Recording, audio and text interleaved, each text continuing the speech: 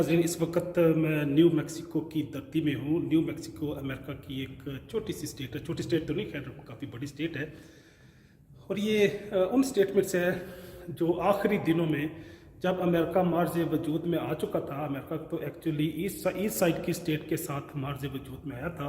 1976 में इसका डिक्लेरेशन हुआ, कॉन्स्टिट्यूशन बना। लेकिन ये बाकायदा रियासत की शक्ल में, एक मुल्क की शक्ल में जो डिक्लेयर हुआ वो 1788 या 77 में ये बाकायदा अमेरिका बना। सॉरी, मेरे ख्याल में मैं 19 बोल गया हूँ। ये 1776 में अमेरिका की स्टेट की डिक्लेरेशन हुई थी और इन्होंने यूके से सेपरेशन का अनाउंस किया था। तो ये जो न्यू मैक्सिको स्टेट है, ये उन आखिरी स्टेट में से है जो बाकायदा अमेरिका का या यूनियन का या यूनाइटेड स्टेट का पार्ट बना। अल्लाह हाफिज़।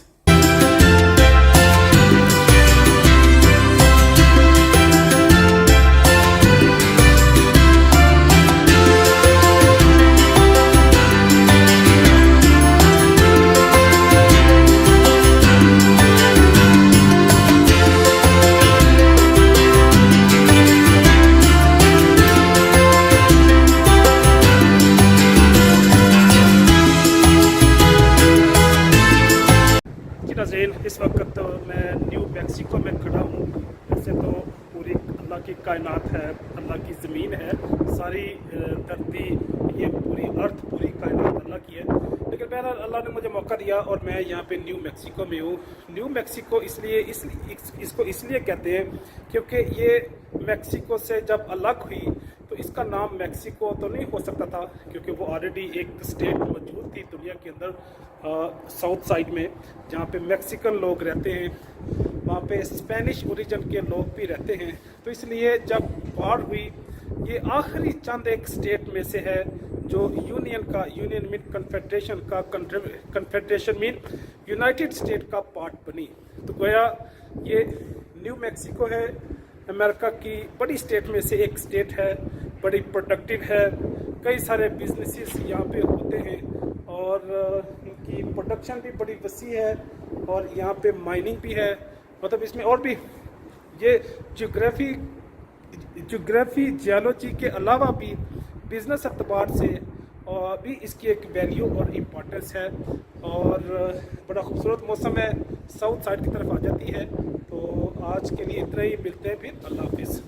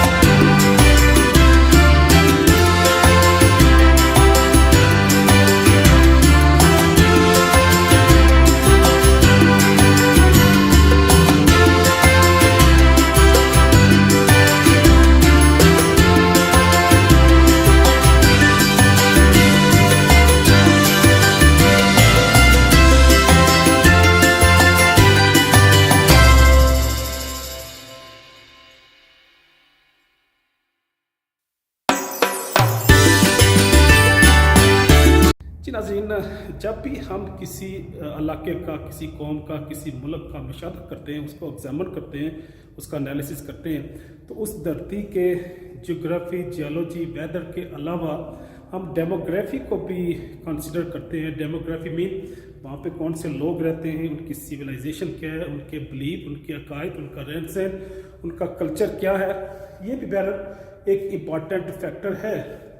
अगर हम हिस्ट्री देखें न्यू मैक्सिको की, तो न्यू मैक्सिको क्योंकि मैक्सिको से अलग हुआ और मैक्सिकन अलग से एक कौम है, उनकी अलग से एक लैंग्वेज है, वो मैक्सिकन लैंग्वेज बोलते हैं। अगरचा वो नेटिव की तरह ही है, जिस तरह लोकल नेटिव थे, इंडियन थे, उसी तरह के ही मैक्सिकन लोग हैं। नेटिव ट्राइब्स के भी, इंडियन के भी।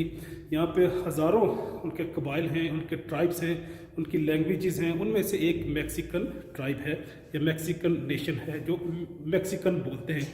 बाद में अगरचा क्योंकि ये इनिशियली स्पेनिश लोग यहाँ पे आए थे, स्पेनिश लोगों ने यहाँ पे पॉलिटिकल ऑक्यूपाई किया, उनकी पॉलिटिकल गवर्नमेंट इस्टेब्लिश हुई और बाद में अमेरिकन फोर्सेस के साथ, अमेरिकन मिलिट्री के साथ उनकी जंग हुई और जंग के नतीजे में जो मैक्सिको है उससे न्यू मैक्सिको का एरिया अलग कर लिया गया और इसका नाम न्यू मैक्सिको रख दिया गया। तो यहाँ पे जो मैं बात कर रहा था डेमोग्राफी की, लोगों की, तहजीब की, कल्चर की, तो ज़्यादा प्रोमिनेंट जो मुझे महसूस हुआ वो स्पेनिश लोग हैं, क्योंकि ये जो मैक्सिकन है वहाँ पे स्पेनिश बोलते हैं। यहाँ पे भी आपको काफ़ी सारे लोग ऐसे मिल जाएंगे, मुमकिन है 50%, मुमकिन है 40% लोग हों जो स्पेनिश बोलते हैं, स्पेनिश अंडरस्टैंड करते हैं। इंग्लिश यहाँ की बहरहाल एक मेजर लैंग्वेज है कि यूएस के बाकी स्टेट की तरह। तो गोया ये मल्टी कल्चरल और मल्टी डायमेंशनल स्टेट है। यहाँ पे आके अच्छा लगा। मौसम पर्टिकुलरली ये पाकिस्तान या बांग्लादेश जैसा है, यहाँ पे स्नो नहीं पड़ती और हॉट वेदर है, क्योंकि ये साउथ की तरफ आ जाता है। इजाज़त चाहूँगा, अल्लाह हाफिज़।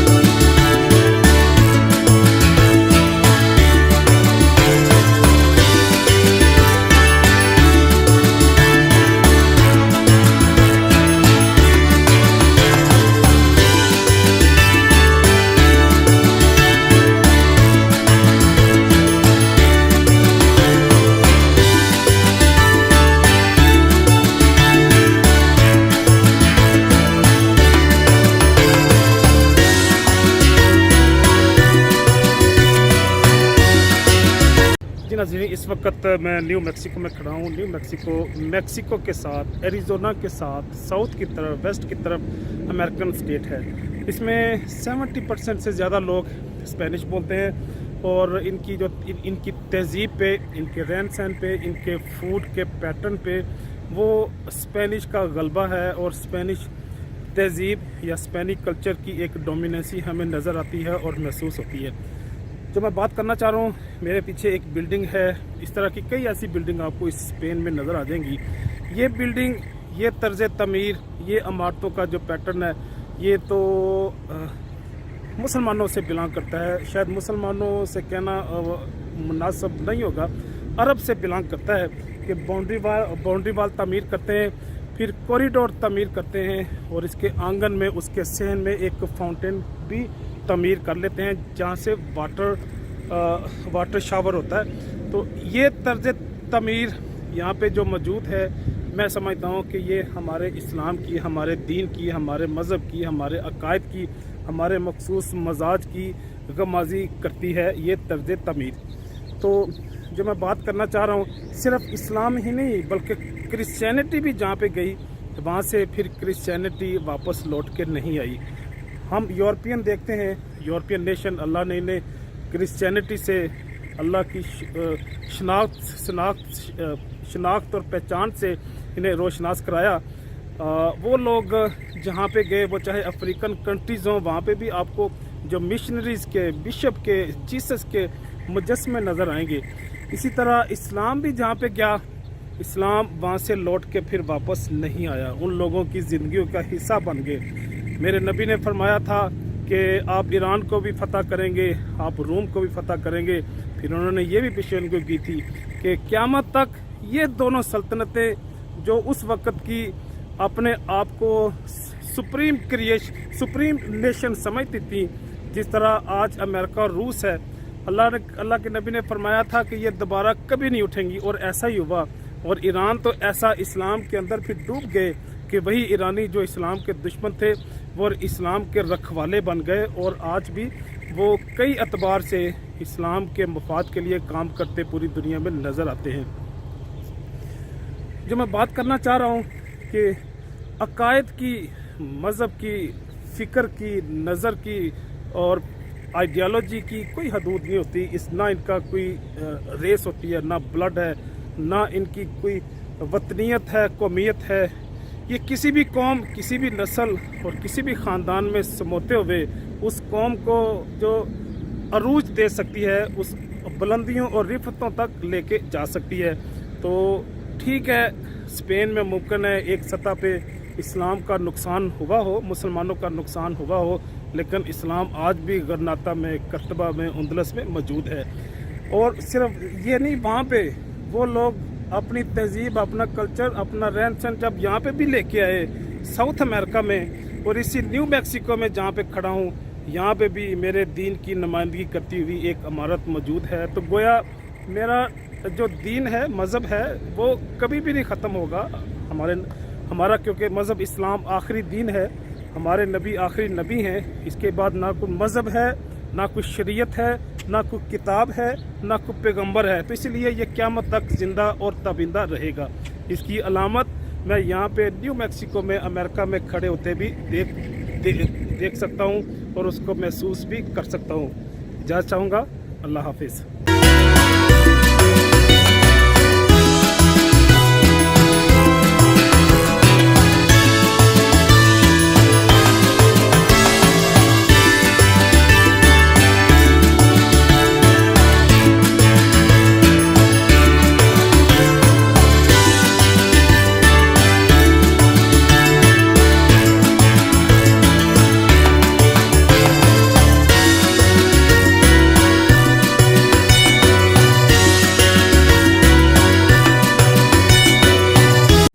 इस वक्त मैं न्यू मैक्सिको में खड़ा हूँ। न्यू मैक्सिको एक्चुअली मैक्सिको की एक्सटेंशन है।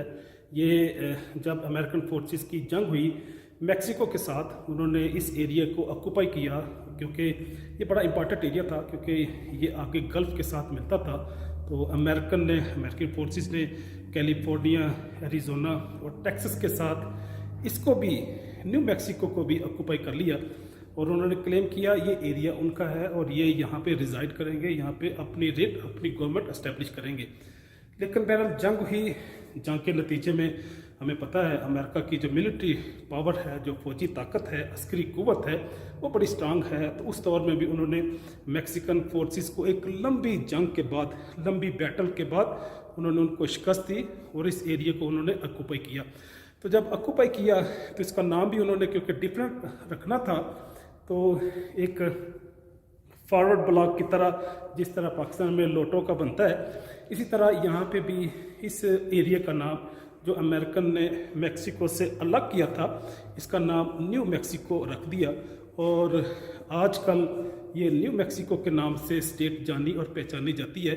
मेरे पीछे भी आप देख सकते हैं कि ये जो बिल्डिंग है, ये जो प्रीमिसेस है, ये जो वेलकम सेंटर है, ये न्यू मैक्सिको स्टेट की प्रॉपर्टी है। वही लोगों को इंफॉर्मेशन प्रोवाइड करते हैं और आते जाते लोगों की हेल्प करते हैं। इजाज़त चाहूँगा। अल्लाह हाफिज़।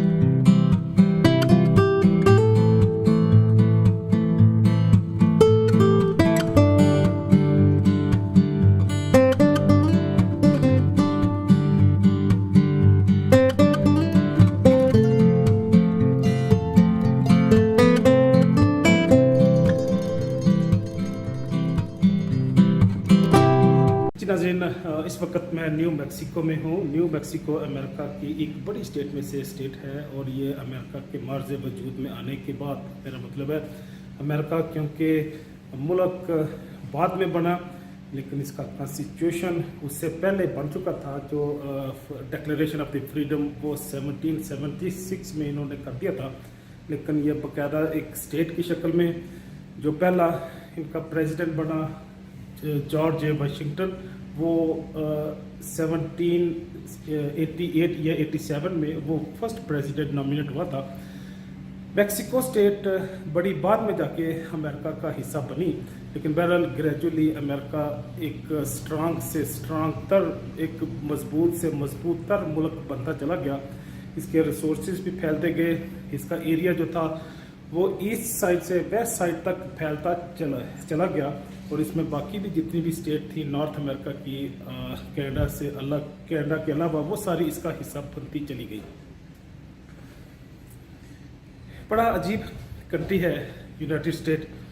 ये सिर्फ इलाकों का, ज़मीनों का और पहाड़ों का, दरियाओं का, झीलों का ये एक यूनिटी नहीं है, बल्कि ये लोगों की, तहजीबों की, ये लैंग्वेजेस की, कल्चर्स की भी एक मिक्सचर है, और बड़ा हसीन इम्तजाज है। यहाँ पे डिफरेंट कौमों, मुल्कों का एक संगम है। मैं समझता हूँ कि शायद इनकी कामयाबी का राज भी यही है कि इन्होंने मुख्तलिफ लोगों को, कौमों को और मुख्तलिफ एथनिसिटी को समोया हुआ है अपने अंदर, समो के उन्हें इक्वली अपॉर्चुनिटी देते हैं कि वो आए, डेवलप करें, ग्रो करें, एडवांसमेंट करें। मैक्सिको ये एक कंट्री है अलग से, लेकिन ये कौम भी है, एक इनकी अपनी एक शनाख्त है, अपनी पहचान है, अपनी लैंग्वेज है, अपना कल्चर है। ये नेटिव अमेरिकन है, सदियों से यहाँ पे आबाद हैं, लेकिन जो मैक्सिको में और साउथ अमेरिका की जो मेजर स्टेट्स हैं, वो चाहे अर्जेंटीना हो, ब्राज़ील हो, चिली हो, इन इलाकों में क्योंकि स्पेनिश पहले आए थे, तो यहाँ के रहने वाले लोग वो अमूमन स्पेनिश ही बोलते हैं। उनका रस्मुल ख़त भी वही है, उनकी ड्रेसिंग, उनका फूड, उनका बाकी जो पैटर्न है वो भी स्पेनिश ही है। तो यहाँ पे आके न्यू मैक्सिको में भी ये बड़ा शिद्दत से एहसास होता है कि ये जो स्टेट है अमेरिका की, बाकी स्टेट से इस एतबार से डिफरेंट है कि यहाँ पे क्योंकि जो रिसोर्सेज भी हैं, रिसोर्सेज मीन जो नेचुरल रिसोर्सेज हैं, वो चाहे पेट्रोलियम हो, चाहे माइनिंग हो, वो रिसोर्सेज सफिशेंटली इस स्टेट के अंदर मौजूद हैं। मेरा ख्याल है आज के लिए इतनी इन्फॉर्मेशन। इजाज़त चाहूँगा। अल्लाह हाफिज़।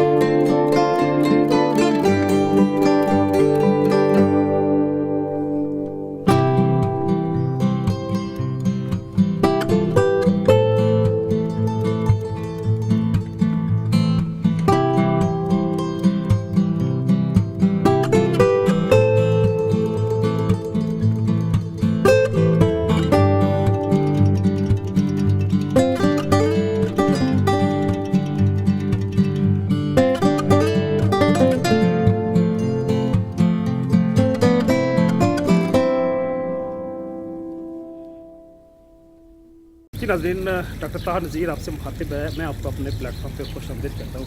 नाज़रीन, अभी मैं मैक्सिको, एरिज़ोना और यूएस की एक कंबाइंड सी बनती है, संगम सा बनता है उनका, एक बॉर्डर तीनों स्टेट का लगता है, वहाँ पे मैं खड़ा हूँ। और आप इस बात को भी जानते हैं कि जो मैक्सिको है या साउथ अमेरिका जो मेजर कंट्रीज़ हैं, वहाँ पे सबसे पहले आने वाले लोग स्पेनिश थे। स्पेनिश क्योंकि बहादुर लोग थे और जर्री थे, पर्टिकुलरली उन्हें क्योंकि इस्लाम का एक्सपोजर हो चुका था, तो इस्लाम जहाँ पे भी गया उसने क्योंकि आज़ादी का दर्स दिया, उसने इमरान खान की तरह अय्या का नाबुदू व इय्या का नस्ताईन का दर्स दिया। उसने बाकी सारी जाली खुदाओं खुदाई का इनकार सिखाया लोगों को।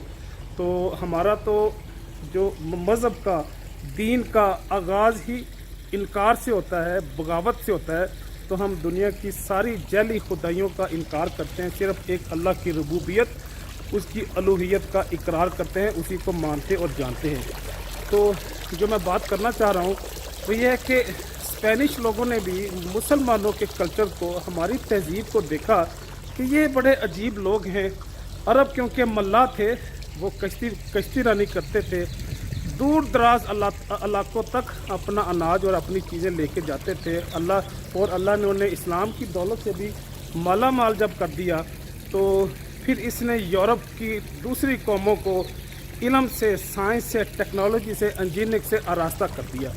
तो जब इन लोगों को, जो स्पेनिश लोगों को टेक्नोलॉजी भी इनके हाथ में आ गई, तो इन्होंने साउथ अमेरिका की तरफ रुख किया और अपनी टेक्नोलॉजी को पॉजिटिवली इस्तेमाल करते हुए यहाँ पे अपना पॉलिटिकल तसल्लुत भी कायम कर लिया और स्टेट इस्टेब्लिश करना शुरू कर दी। तो मैक्सिको जो मैं बात करना चाह रहा हूँ, जहाँ पे मैं खड़ा हूँ, इस धरती में, इस ज़मीन में भी स्पेनिश लोगों ने अपना पॉलिटिकल इन्फ्लुएंस इस्टेब्लिश किया, यहाँ पे स्टेट बनाई।